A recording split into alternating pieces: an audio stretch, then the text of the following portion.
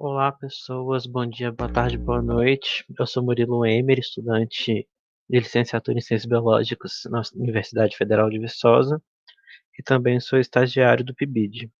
E hoje, na aula 3 de genética, eu vou estar resolvendo mais três questões. A primeira questão é uma da PUC do Rio. Uma característica genética recessiva presente no cromossomo YE pode ser herdada do pai ou da mãe pelo descendente do sexo masculino e do feminino. Só pode ser herdada a partir do pai por seus descendentes do sexo masculino. C. Só pode ser herdada a partir do pai por seus descendentes do sexo feminino. D. Só pode ser herdada a partir da mãe por seus descendentes do sexo masculino. E. Só pode ser herdada a partir da mãe por seus descendentes do sexo feminino. Como os homens possuem cromossomo XY,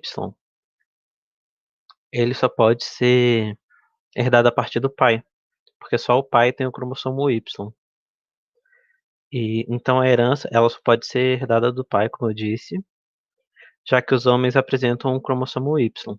Não pode ser essa primeira, porque está falando aqui ou da mãe, e é apenas exclusivamente do pai. E nas outras aqui, como por exemplo na C, não pode ser essa, porque fala que a partir do pai vai passar para os descendentes do sexo feminino. Mas isso não é verdade, porque pessoas do sexo feminino têm cromossomo XX. E aqui nessas outras duas questões, D e E, falam herdadas a partir da mãe, o que é errado, porque só pode ser herdada a partir do pai. E com isso a gente chega na resposta B. Só pode ser herdada a partir do pai por seus descendentes do sexo masculino. Questão 2. Para a identificação de um rapaz vítima de acidente, fragmentos de tecido foram retirados e submetidos à extração de DNA nuclear.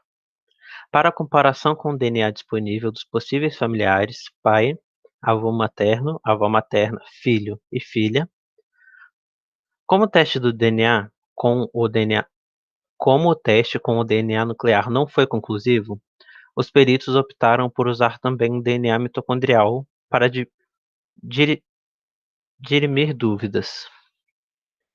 Para identificar o corpo, os peritos devem verificar se há homologia entre o DNA mitocondrial do rapaz e o DNA mitocondrial do ou da A, pai, B, filho, C, filha, D, avó materna e avô materno. A gente precisa de lembrar de alguns conceitos. O primeiro que a gente só herda a mitocôndria da mãe, mitocôndria maternal no caso. E porque as mitocôndrias paternais elas são degeneradas. E como as mitocôndrias possuem um DNA próprio, esse DNA é exclusivo de nossas mães, fornecido pelas mães. Então a gente pode afirmar que o quê? Não pode ser o pai do rapaz que sofreu o acidente, porque o pai não vai passar para ele, nem o filho nem a filha, porque eles não recebem o DNA mitocondrial do pai, do rapaz que sofreu o acidente.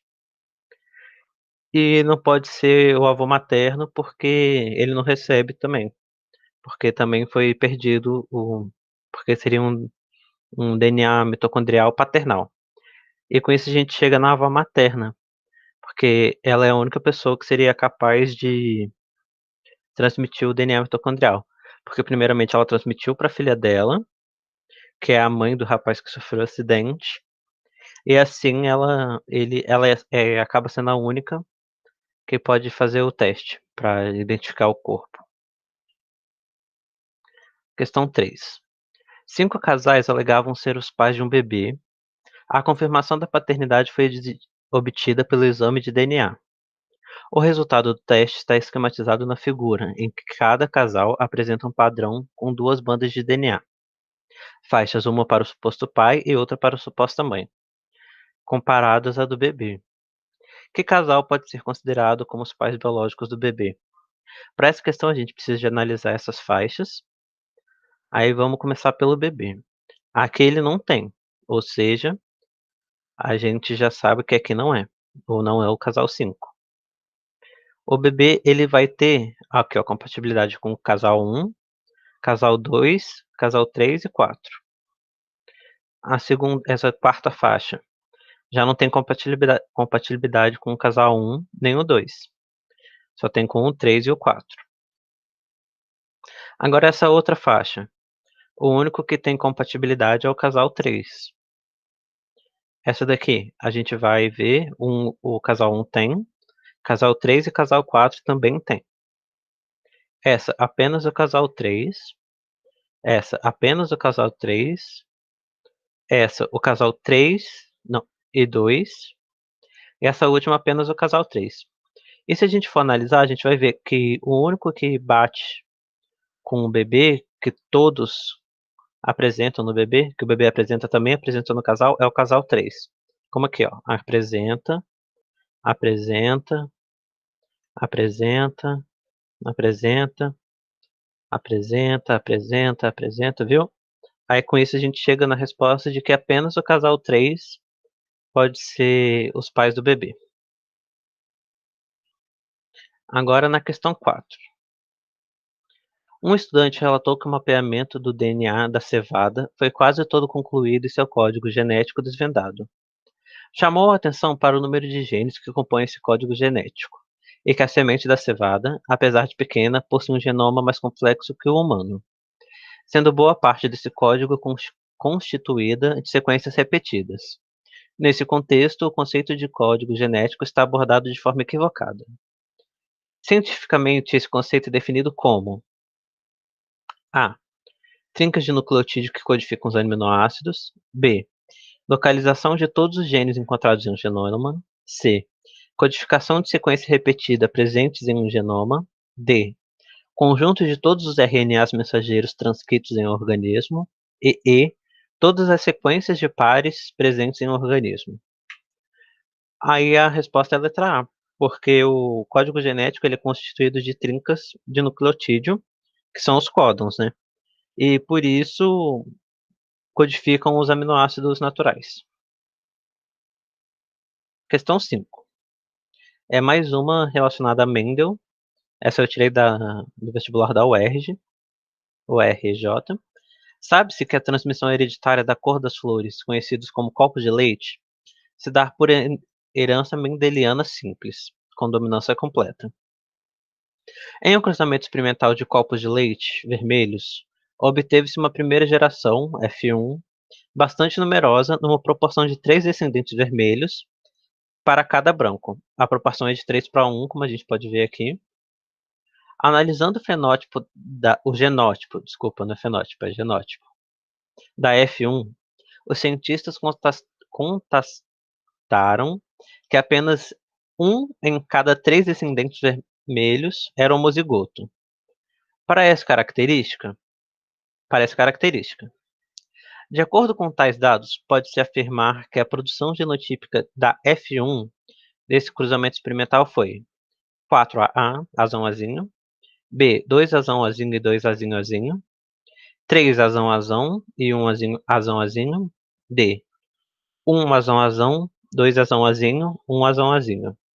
E, 1 azão, 1 azinho e 1 azão.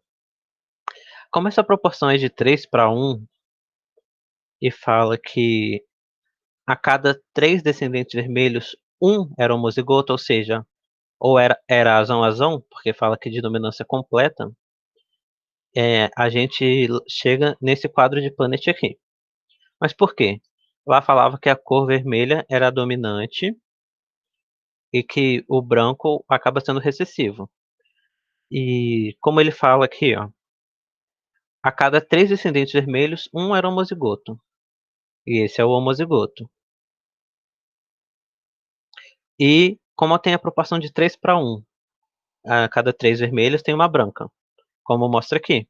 3 vermelhas e uma branca. Essas duas que são heterozigóticas, elas são vermelhas, pois apresentam o azão aqui, que ele é característica de cor vermelha, como aqui também. Aí aqui tá aqui, ó, o azão é de cor vermelha, e a gente possui um azão. O azãozinho é de cor vermelha, e aqui era para ser 2 azãozinhos, só que eu errei aqui, é azinho. E aqui azinho é a cor branca. E a gente chega na resposta de que a proporção é um azão azão, 2 azão azinho, um azão azinho.